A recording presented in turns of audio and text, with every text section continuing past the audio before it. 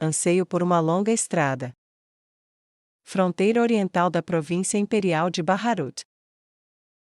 Demiurgo estava francamente se divertindo, uma pequena competição era saudável, e tornava suas noites ainda mais agradáveis. Ele e a demonia da vingança tinham feito concursos de domação de homens, tinham feito concursos de caça, e tinham concursos de pesquisa. O prêmio era sempre o mesmo, o vencedor podia aproveitar o vencido como quisesse, ocasionalmente ele suspeitava, através de seus olhares lascivos e respostas um tanto exageradas na contagem final, que ela estava tramando algo, não que eu me importe, ele pensou enquanto rastreava sua presa pela floresta.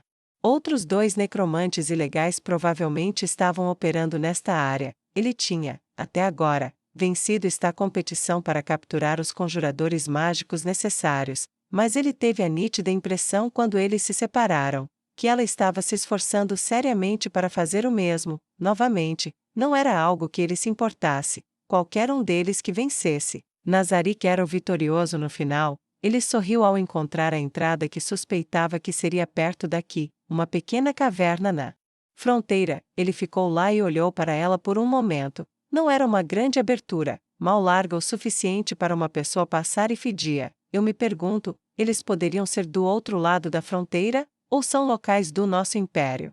Ele pensou no assunto em sua cabeça, brevemente preocupado com as implicações diplomáticas de possivelmente levar os cidadãos de uma nação vizinha. Ele deixou o assunto de lado. Não havia outros presentes, e qualquer que fosse a nação de onde fossem, eles tinham vindo para o Império Feiticeiro, ou eram parte dele, e em ambos eles eram criminosos dignos de morte. Então ele simplesmente esperou.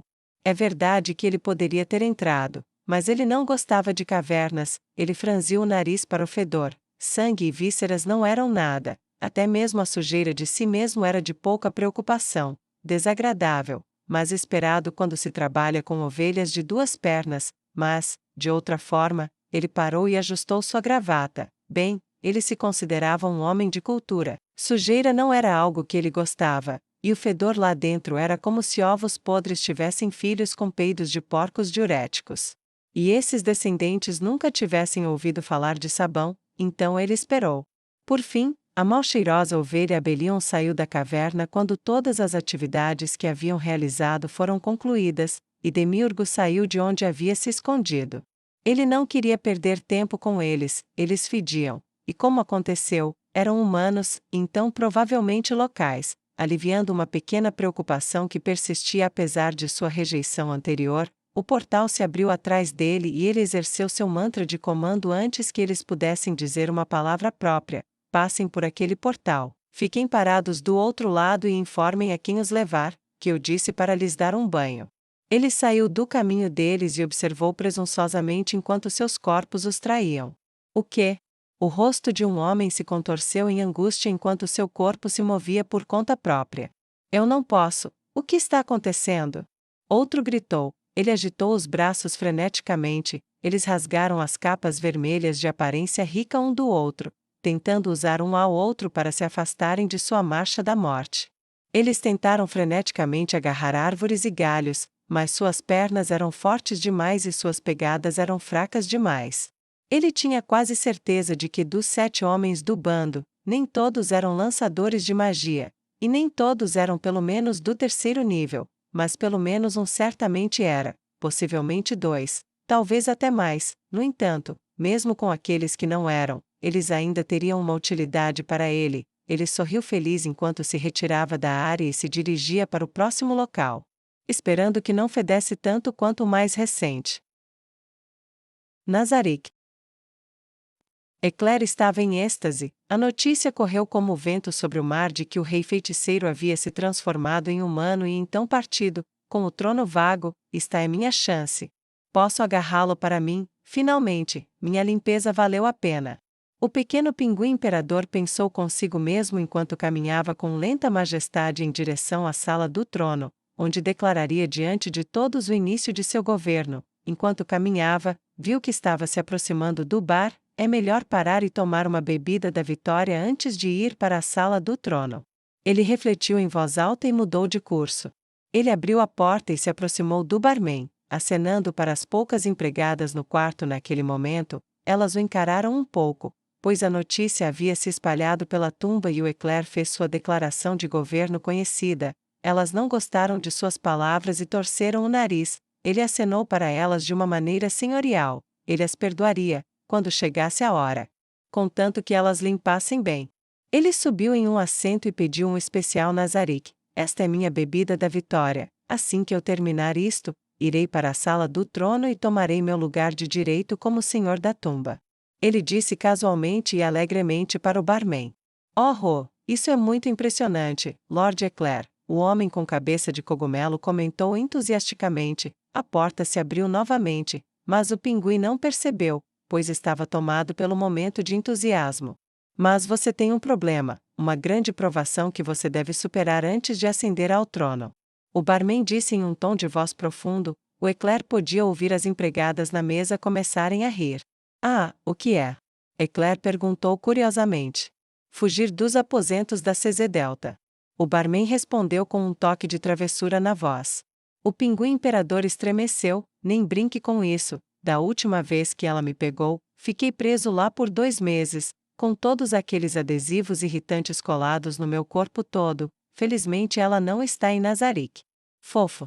Uma voz familiar disse, e o bico de Eclair congelou na posição aberta. Ele tentou se virar, mas os braços dela o envolveram primeiro. Ela o pegou e o apertou contra seu torso. A risada das empregadas ficou mais alta. Não. Não. Vou perder minha chance. Ele agitou freneticamente suas nadadeiras e seus pés palmados. Você deveria estar com Lady Neia. Por que você está aqui? Ele gritou. Aconteceu algo, agora estou de volta, e você pode vir comigo. Ela disse em seu jeito habitualmente cortante e começou a carregar o pinguim indignado para fora do bar e de volta para seus aposentos. Seu grito de não. Conselho Estadual de Argland. Vanessa estava diante do conselho em sua forma demoníaca. Era uma espécie de audiência informal, sem cerimônias públicas, sem bailes comemorativos, apenas uma breve audiência e uma proposta. Então vejam, nobres senhores dragões, ao contribuir para nossos objetivos de pesquisa, vocês também podem ganhar. Eu sei que desde nossa limpeza, ela sorriu um sorriso doce e encantador, mas seus olhos contaram a eles outra história, que a limpeza da qual ela falou com tanta casualidade envolveu muita morte e dor. Muitos de nossos magos menos gentis, como membros de Zuranon e outros pequenos cultistas, se instalaram em suas fronteiras. Eu também sei que vocês gostariam de se livrar deles, e que fazer isso é caro, não é?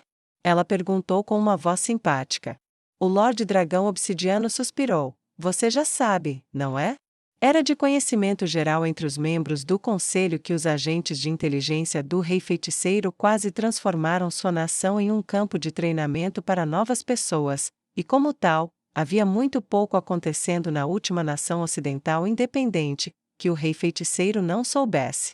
Vanessa, no entanto, olhou para ele com uma expressão inocente. Seus olhos arregalados brilhavam e sua boca formava um perfeito e mistificado pequeno. Ela tocou sua garra em sua bochecha dourada e disse: Não tenho ideia do que você está falando. Como nós saberíamos exatamente o que você está gastando? Qualquer um pode ver que é caro. Mas como poderíamos saber exatamente quanto custou até a última moeda? Era uma pergunta retórica. Ela sabia exatamente o que isso lhes custava, e eles sabiam que ela sabia, e ela sabia que eles sabiam que ela sabia, mas era um pretexto educado, que não passou completamente despercebido. O Lorde Dragão Verme falou: Vamos deixar a charada de lado e ir direto ao ponto. Todos nós sabemos que nossa independência continuou porque é amplamente irrelevante. Sem importações do Império Feiticeiro, nossa nação não sobrevive. Se nossa nação entrar em guerra, ela deixa de existir, e a sua é a única nação da qual podemos importar. Mas, o tom negativo com que ele falou mudou. Nominais ou não, essas fronteiras e nossa paz foram respeitadas. A quantia que gastamos dificilmente é informação ultra-secreta, mesmo que ele fixou Vanessa com um olhar que resultou em uma mera piscadela sendo devolvida. A quantia estivesse em suas mãos antes que a última tinta gasta escrevendo número secasse no papel. Tudo bem, estamos gastando 5.000 pratas extras por mês em segurança. Nossas fronteiras são uma peneira. Seus criminosos correm para nós para escapar da justiça em suas terras, e isso inclui cultistas, bandidos, Luranon, e até mesmo o estranho remanescente da teocracia ainda. Mantendo a esperança de que os 6 voltarão e os salvarão. Então o que você está oferecendo?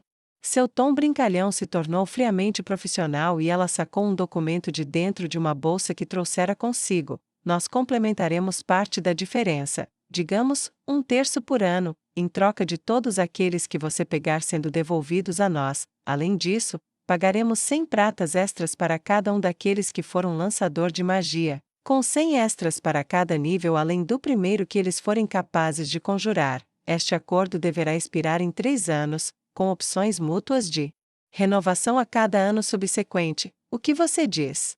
Os Lordes Dragões olharam uns para os outros, não havia nenhuma desvantagem visível nisso. Por que você faria tal oferta? O Lorde Dragão Platinado perguntou hesitante. Vocês são vizinhos pacíficos, não é culpa de vocês que nossos criminosos tenham fugido para suas terras, então há a questão de manter a verdadeira justiça entre nós. Segundo, há uma razão prática, nós temos usos para tais tipos, e sua ausência nos deixa querendo. Ela respondeu simplesmente, abrindo primeiro uma mão, depois a outra ao lado do corpo para enfatizar os 2 pontos. Entendo, sua força de trabalho morta-viva, isso faz sentido. O Lorde Dragão do Céu Azul disse sabiamente, enquanto Vanessa sorria enigmaticamente como se tivesse entendido, quando na verdade, embora ele não estivesse totalmente errado, ele também não estava certo, enquanto os criminosos comuns provavelmente acabariam assim, eventualmente, os usuários de magia eram outra questão. Mas não havia necessidade de os líderes de Argland saberem disso. Podemos receber um bônus se também enviarmos a vocês nossos próprios criminosos reprovados? O Lorde Dragão Obsidiano perguntou em um acesso de inspiração gananciosa. Vanessa sorriu educadamente, nós pagaremos o mesmo bônus para conjuradores de magia se você fizer isso, no entanto, para criminosos comuns. Ela parou por um momento e desviou o olhar em pensamento. Depois de atrair os olhos deles para ela, ela se virou e assentiu. Sim, nós aceitaremos esses tipos também. No entanto, você só receberá 1000 pratas extras além das quase 2000 que você pode esperar receber já. Não estamos pagando todo o seu orçamento de segurança. Isso é aceitável? Ela perguntou. Sim. Os senhores dragões disseram, um após o outro. Muito bem, terei uma proposta oficial em suas mesas para assinatura até esta tarde. Especifique onde devemos abrir um portal. E você pode deixar os criminosos passarem quando quiser, apenas marque os lançadores de magia com um X vermelho em seus uniformes e o número representando qual nível de magia eles podem usar, e eu enviarei o primeiro pagamento para você no final do mês. Ela respondeu alegremente. Será feito. O Lorde Dragão Obsidiano disse enfaticamente e ansiosamente. Eu sei. Ela disse docemente, antes de se curvar e voltar pelo portal que se abriu atrás dela. Bem, isso foi bem. O Lorde Dragão do Céu Azul disse, eu sempre me preocupo que quando um deles vier nos visitar, eles venham para declarar guerra e finalmente acabar conosco. O Lorde Dragão Platinado assentiu com simpatia. Eu sei, já bolamos algum plano além de render-se imediatamente para lidar com uma invasão do Império Feiticeiro? Não. Todos responderam mal-humorados. Talvez seja a hora de começarmos a conversar sobre colocar em prática o único plano que temos, antes que tenhamos que fazê-lo, e nos melhores termos que pudermos. O Lorde Dragão de Platina suspirou com pesar. Central 1. A Central 1 foi a primeira grande rodovia conectando a província imperial de Baharut aos seus vizinhos do sul. Ela ia de Arvintar, em um longo caminho sinuoso, até Carne, e continuava para oeste e sul de lá, ligando ambos a Irrantel. A estrada foi ideia do ator de Pandora, em seu papel como Momon, que comentou sobre a utilidade de tal sistema unindo todos. Central 1 se tornou a grande estrada que unia todo o Império Feiticeiro. Levou 5 anos para ser construída, e mesmo com trabalho de esqueleto, ainda custou o dobro do orçamento anual de qualquer nação. Encantar tudo foi feito conforme as sessões foram concluídas, e enriqueceu muito os anões do norte e os da província imperial sob a pedra. Ainz estava especialmente orgulhoso disso, e um feriado comemorativo comemorou sua conclusão oficial. Sem surpresa, Várias novas vilas e cidades surgiram ao longo da Central 1 para aproveitar o novo sistema, do qual a INS aproveitou ao ordenar temporariamente que as taxas de juros para tais empréstimos fossem reduzidas, em troca de seguro contra a inadimplência. O resultado foi uma explosão econômica no comércio que viu os preços caírem, o emprego disparar e o número de pessoas que ficaram querendo, reduzido a porcentagens de um dígito. Além disso, uma sugestão de Vanisa fez com que ele e Albedo conduzissem um passeio pela estrada e supervisionassem o movimento incentivado de muitas espécies em torno das áreas recém-construídas para acelerar o processo de integração de todas as raças em um único todo cosmopolita e culturalmente amalgamado. E agora aqui estava ele, caminhando pela Central 1 em um corpo humano enquanto se movia para o norte. Acho que terei que acelerar a viagem se quiser chegar a Arvintar em menos de uma eternidade. Ains pensou consigo mesmo, mas por enquanto, talvez eu possa apenas aproveitar o sol, o vento e os olhares passageiros, sem medo, admiração ou afeição bajuladora, posso simplesmente ser assim por um tempo. Ele ponderou, tal chance pode não surgir novamente por mais 100 anos. Ele disse na quietude de sua própria mente. Ele encontrou forças para sorrir ao pensar em qual seria a expressão de Jirkniv quando visse o humano Ains. O imperador sangrento era um homem que Ains admirava muito como governante, até mesmo se modelando a partir dele, mesmo que Ains nunca pudesse reconhecer isso sem arruinar sua imagem. Com o tempo, eles se tornaram amigos. Começando aparentemente com os dias antes da guerra pelo Novo Mundo começar. Agora, enquanto pensava no homem, ele sentiu uma verdadeira afeição por ele que era mais profunda do que o que ele podia sentir em sua forma esquelética. Que diferença um coração faz? Ele pensou em voz alta enquanto caminhava sozinho. As pessoas passavam por ele, sem perceber ou com um aceno amigável, tão perto da cidade. O tráfego era pesado, com pessoas caminhando e andando de carroças ou cavalos sendo bastante abundantes. O tráfego diminuiria conforme a Central 1 divergisse e se dividisse em diferentes direções. Mas mesmo assim, ele se sentia maravilhoso. Ele tinha tomado cuidado especial para manter árvores e vegetação abundantes onde quer que pudesse. Planeta Azul, se você pudesse ver como é isso, sem dúvida você perderia a cabeça de felicidade. Ele riu. Envolto na embriaguez da sensação, o rei feiticeiro estava alheio a todo o resto, pelo menos até que uma voz chamou sua atenção. Com licença. Senhor, você pode nos dar um pouco de comida?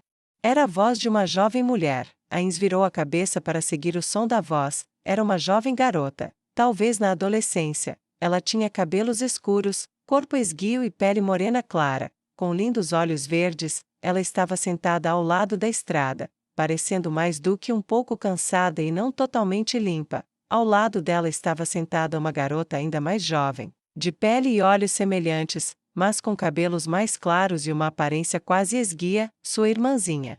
Ains adivinhou. Sim? Ele perguntou hesitantemente, posso ajudar? Elas pareciam precisar.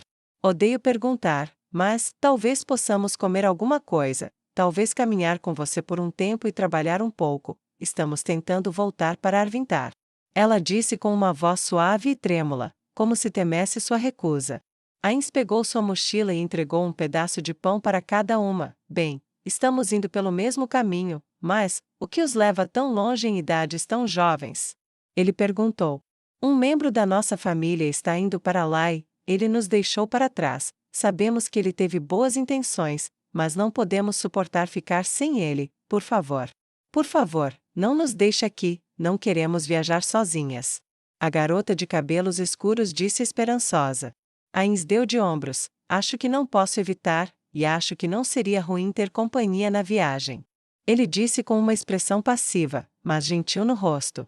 Venham então, mas pelo menos me digam seus nomes. Ele disse incisivamente, vocês podem me chamar de Er. A garota mais velha gesticulou para sua companheira mais nova. Esta é minha irmãzinha, sua dela, meu nome é Percy. Ela acrescentou, tocando seu peito de uma forma que era ao mesmo tempo inocente e convidativa. Tudo bem, acho que viajaremos juntos então. Terminem de comer, tomem um pouco de água, ele disse enquanto pegava um cantil e entregava a elas, e quando vocês estiverem com forças, partiremos. Ele falou com um tom gentil, mas aos olhos de Albedo, ele não havia perdido nada de sua voz senhorial. e enquanto ele lhe dava essas pequenas coisas, tudo o que ela conseguia pensar era: por favor, me veja.